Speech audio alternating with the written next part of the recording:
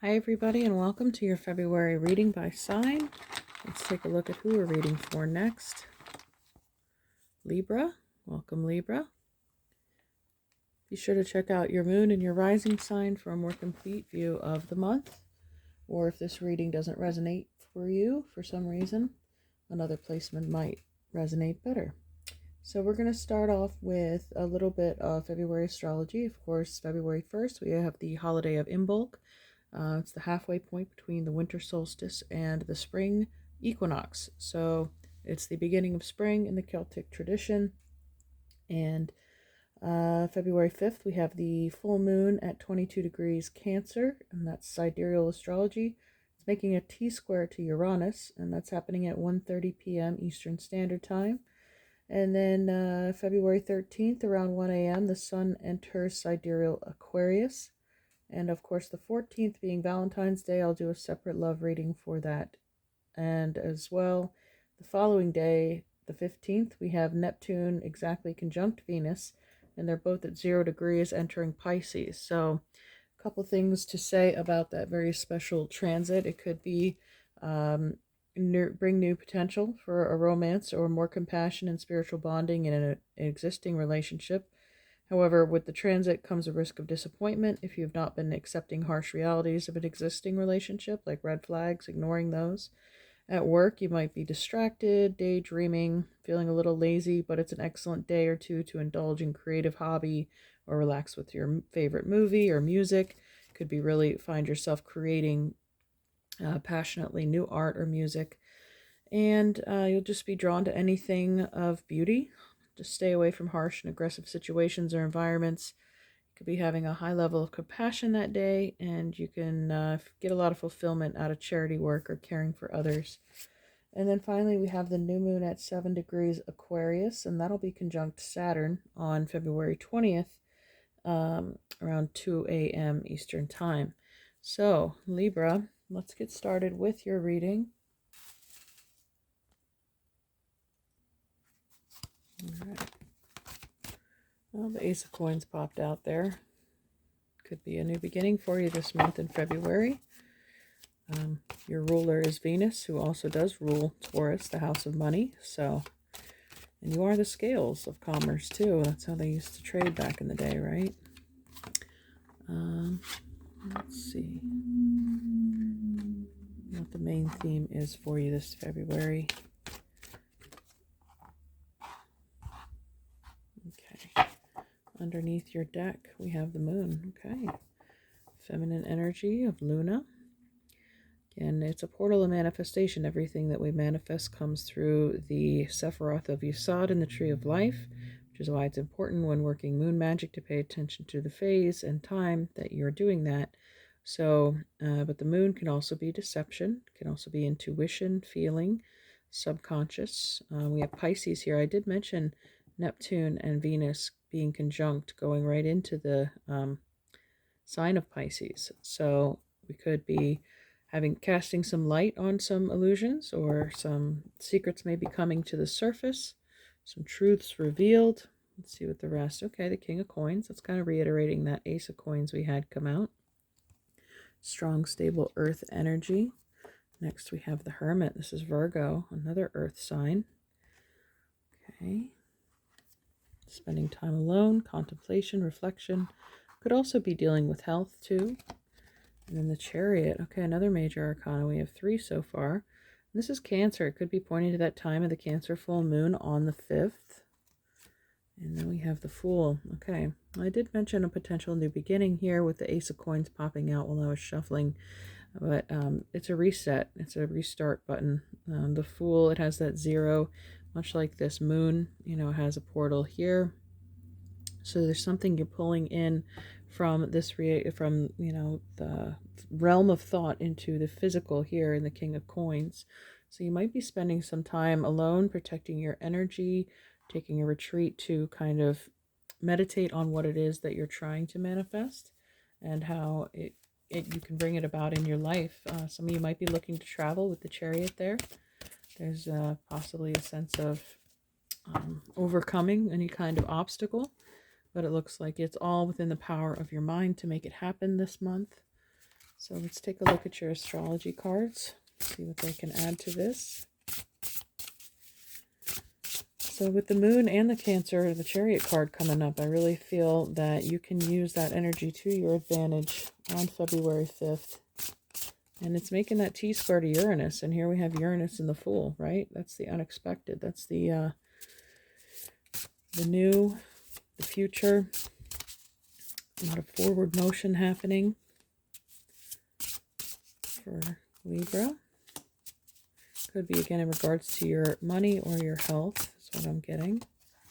Okay, let's see. Oh, gosh, the moon again.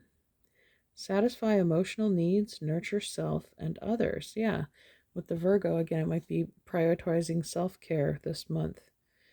Take care of what you need with the Cancer there. Emotional needs, absolutely. Okay. Fixed, we have stability, persistence, loyalty, and dependability. Again, I got those Taurus energies coming through earlier, along with Leo, Scorpio, and Aquarius are the fixed signs. These are also the signs that show up on the World card, and the World being the very last major arcana, as opposed to the Fool being the first. So something, again, coming full circle, it feels like. Next, we have water. Spirituality, emotion, intuition, and compassion. Well, you know, Cancer is a water sign, and its ruling body is the moon. So you could be, again, experiencing some intense emotions or emotional release throughout the month of February, undoing emotional blockages, which may have been a hindrance to your manifestation previously. And then we have Yin, intuition, trust, patience, spirituality, and receptivity. Yeah, I get this, like, good things come to those who wait. And here we have the moon being emphasized again, the feminine receptivity energy of the water and the moon. Okay. It's a very deep spiritual month for you. I think you could be getting to the bottom of things and finally flushing them out of your psyche, really, and giving yourself this fresh start. The fact that the Fool came out last is like, it's like you're finishing up the final details of something, tying up loose ends, working on forgiveness too, with self or others, kind of cutting karmic ties or emotional cords that you've had to people. And let's take a look at our Rose Oracle for that matter of fact. I mean, you do rule the 7th house of partnerships. So, ooh. All right, what's this one? Codes of the seeds. The blueprint is within you. Take the next step. Okay. So again, the feeling of birthing something. There's a, looks like a figure in the womb getting ready to come through this portal. So the potential is there. I'm getting like unlimited, infinite potential that you have.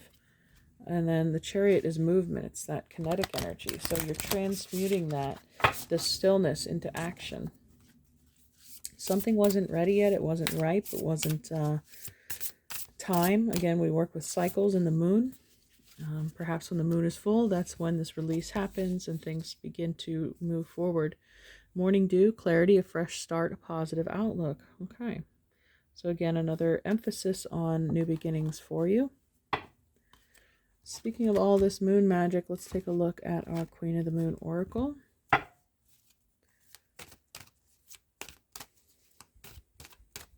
I am recording this on a Monday, a moon day, so in the hour of the moon. Perhaps that's why it's being emphasized here as well. Okay, let's see what's underneath. Attraction, supermoon.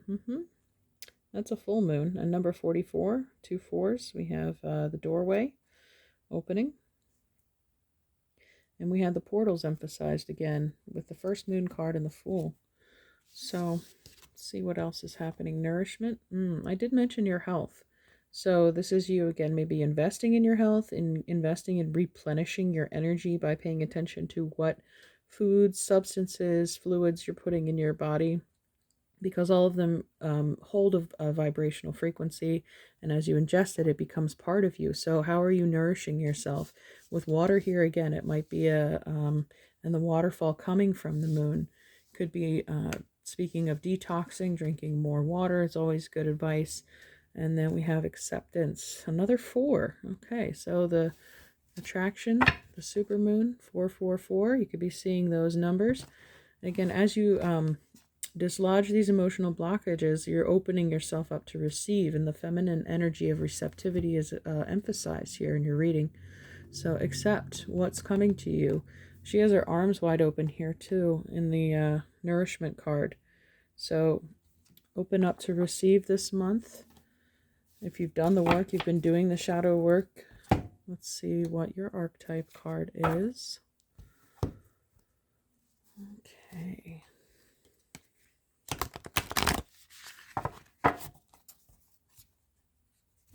I just got that lyric from that song Hotel California. We are programmed to receive. So maybe you're working on programming yourself to receive, healing feminine energy, because that's often the block, or the trauma to the feminine energy. It blocks our ability to receive these blessings. And with the moon emphasized twice here, it's very much pointing to that yin receptive energy. And this fixed with the Taurus, I felt earlier, again, that stubbornness. Maybe you're feeling, stubborn like a bull, fixed in your ways, or things were very stuck or stagnant and you didn't know how to get things flowing and get things moving again. And that is how, by taking time out, prioritizing yourself, your health, your well-being. And let's find out what your... Oh, okay, the King. Well, there is a masculine energy to complement the yin. So I feel like, again, once we get this blockage undone, what is it? Once you've lost everything, you're free to do anything.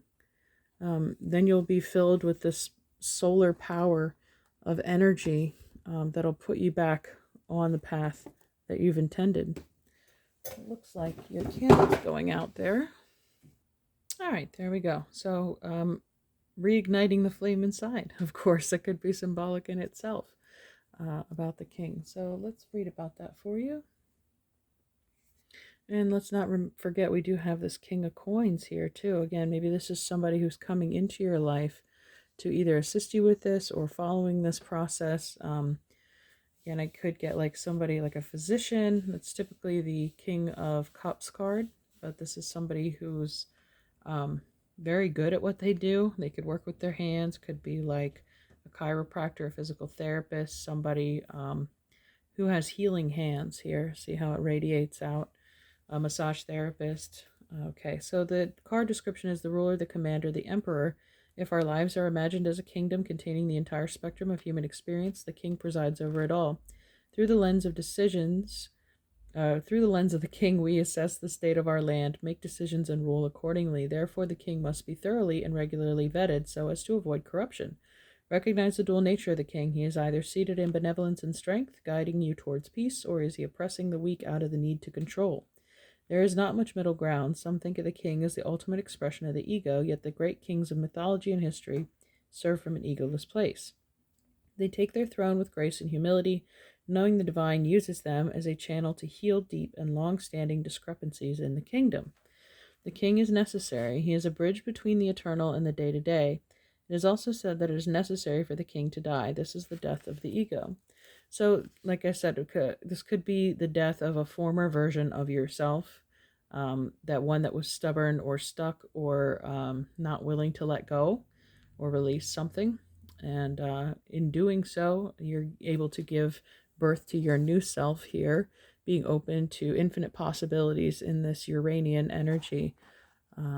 Okay, and like I said, that full moon in Cancers is squaring Uranus, so that's being emphasized. Maybe find out where that's happening in your chart, where Uranus is currently transiting, what house. Okay, once the king's relationship to divinity is broken or challenged, he often acts from a place of fear, scrambling to uphold his image and power. Yeah, there's something to be broken down here and replaced with something better. When light, benevolence, divine leadership, service, and nobility. When dark, oppression, misuse of power, and corruption. All right. Okay, I'm just going to look underneath this deck for a moment. Ooh, we have the cave, number 32. That makes me think of this hermit card, retreating into the cave. If you ever read any What the Hero's Journey by Joseph Campbell, it's based on like what all mythology stories are. Retreating into the cave in order to gain deeper understanding, going within to the subconscious level, digging out the shadow. All right, let's see. What a journey of love card for you. What message here?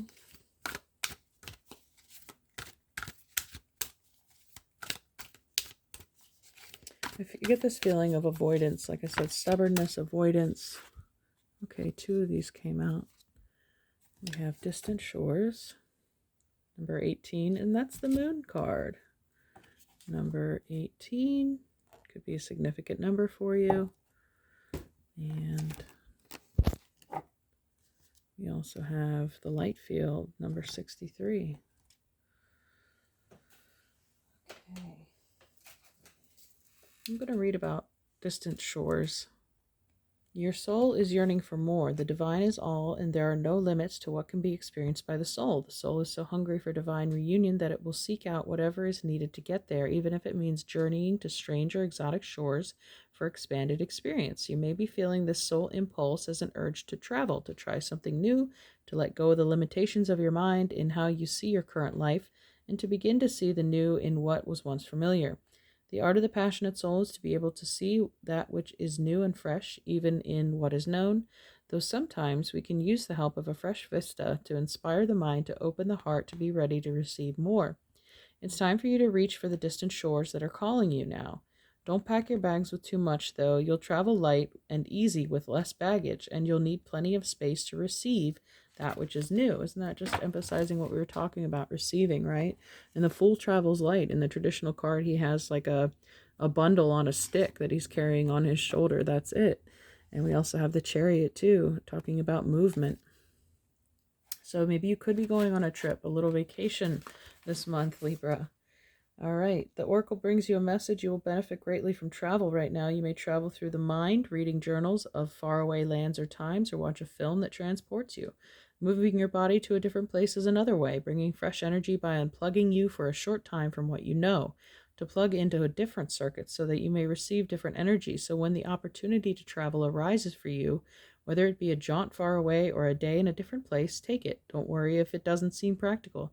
The divine is so much more important, intelligent, and capable of genius than what mere logic would have us believe.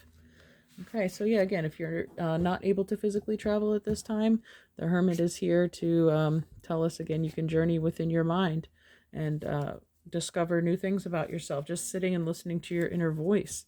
Some of us, go to great lengths to drown that out through distraction. And you know what I haven't been doing? I forgot. I already did 2 readings, and I forgot to get animal cards for them. The animal medicine for the month. Let's see what yours has for you. Okay. Animal medicine for Virgo. Not Virgo. I'm just looking at the Hermit card there, Libra. All right. Wow, that was right side up. The horse. Again, the horse-drawn chariot there. But that card did separate itself. The title of this card is Power. Stealing horses is stealing power was a statement made frequently in historical Native America and a reference to the esteemed role which horses play in the native cultures. Horses' physical power and unearthly power. In shamanic practices throughout the world, horse enables shamans to fly through the air and reach heaven. Humanity made a great leap forward when horse was domesticated, a discovery akin to that of fire. Before horse, humans were earthbound, heavy-laden, and slow creatures indeed. Once humans climbed on horses' back, they were as free and fleet as the wind. They could carry burdens for great distances with ease. Through their special relationship with horse, humans altered their self-concept beyond measure. Horse was the first animal medicine of civilization. Humanity owes an incalculable debt to horse and to the new medicine it brought. It would be a long walk to see one's brother or sister if horse had not welcomed the 2-legged rider upon its back. Today we measure the capacity of engines with the term horsepower, a reminder of the days when horse was an honored and highly prized partner with humanity. Dreamwalker, a medicine man, was walking across the plains to visit the Arapaho Nation. He carried with him his pipe. The feather tied to his long black hair pointed to the ground, marking him as a man of peace. Over the rise of a hill, Dreamwalker saw a herd of wild mustangs running toward him. Black Stallion approached him and asked if he was seeking an answer on his journey. Black Stallion said, "I am from the void where answers live. Ride on my back and know the power of entering the darkness and finding the light." Isn't that what we saw in the moon card? Dreamwalker thanked Black Stallion and agreed to visit him when his medicine was needed in the dream time.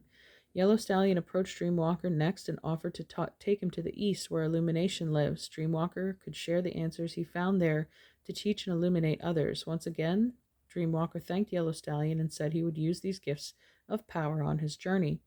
Red Stallion approached, rearing playfully. He told Dreamwalker the joys of balancing work and heavy medicine with the joyful experiences of play. He reminded Dreamwalker that he could better hold the attention of those he taught when humor was integrated with the lesson. Dreamwalker thanked him and promised to remember the gift of joy. Dreamwalker was nearing his destination. The Arapaho Nation was close at hand. White Stallion came to the front of the herd. Dreamwalker mounted White Stallion's back. White Stallion was the message carrier for all the other horses and represented wisdom in power. This magnificent horse was the embodiment of the balanced medicine shield. No abuse of power will ever lead you to wisdom, said White Stallion. You, Dreamwalker, have made this journey to heal a brother in need, to share the sacred pipe, and to heal the Mother Earth. You have the knowledge through humility that you are an instrument of Great Spirit. As I carry you upon my back, you carry the needs of the people on yours. In wisdom, you understand that power is not given lightly, but awarded to those who are willing to carry responsibility in a balanced manner. Dreamwalker, the shaman, had been healed by the visit of the wild horses and knew that his purpose in coming to the Arapaho was to share these gifts with them. In understanding the power of horse, you may see how to strive for a balanced medicine shield. True power is wisdom, found in remembering your total journey. Wisdom comes from remembering pathways you have walked in another person's moccasins. Compassion, caring, teaching, loving, and sharing your gifts, talents, and abilities are the gateways to power. All right, so in this journey, whether it be through dreams or physical travel, you could meet several teachers and adopt those lessons into your future path. Let's get a couple of these. Archangel Raphael, provider of healing for mind, body, and spirit. Okay, so there's a call to healing. Again, that purification message that I got earlier. Again, you could be using your experiences to help heal others. And let's see what else we can have. One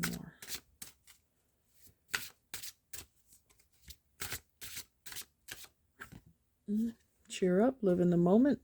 It's a lot of blue and purple cards over here. So again, I feel like that's what you're moving beyond. In doing that shadow work, you're purging any of these thoughts or fears that may have been holding you back. And then finally we have the Dove, take a leap of faith. Yeah, that's the Fool card for sure. All right. Let's see what we have in our Angels card. I get for Libra. Courage. Yeah, it's courage to take a leap of faith, right? To let go of what you once knew. Trust. Got to trust in your angels, your guides, that they're leading you in the right direction. And transformation is what they're leading you to. So I mentioned things were fixed or stubborn or stuck before. They're changing. They're becoming undone. They're beginning to flow. And it's the first step to rebuilding again who you are, who you're really meant to be back on your divine path. Everything that you've done up to this point was not a mistake. It was a learning experience. So we're going to take those, remember them, and use it to teach and heal others as we've done for ourselves. Okay. I'll do one more. I forgot to do the Angels and Ancestors card for us. And we'll wrap this up. It's summer. Bask in joy and light, right?